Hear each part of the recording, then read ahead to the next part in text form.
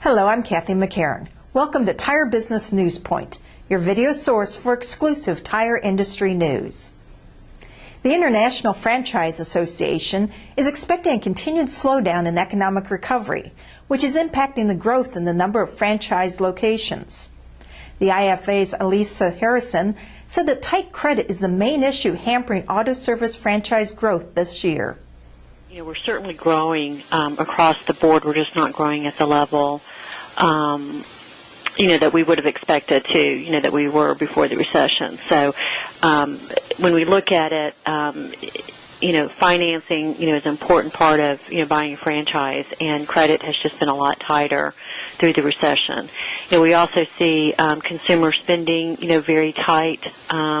The whole economic, conditions out there are just kind of creating, kind of uncertainty across the board, which obviously are feeding the credit issue.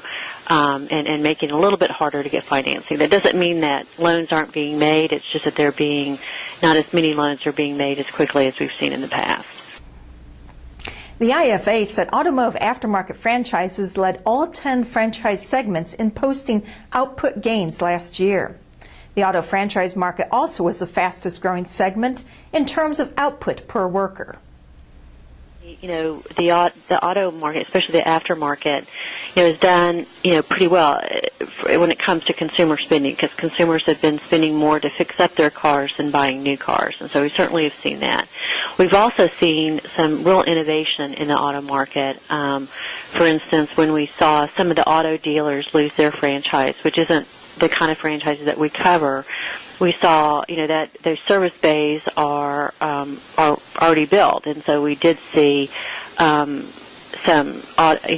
aftermarket franchises go in and convert those dealers into an aftermarket, whether it's a Jiffy Lube or a Meineke or that sort of thing, because the bays are already there. So we thought that was pretty innovative. We do see during a recession entrepreneurs and companies being very innovative, and so we have seen investments actually being made in some sectors. Be sure to read more on the auto service franchise market in the July 30th print edition of Tire Business. For Tire Business NewsPoint, I'm Kathy McCarran. Be sure to catch another exclusive report on July 30th.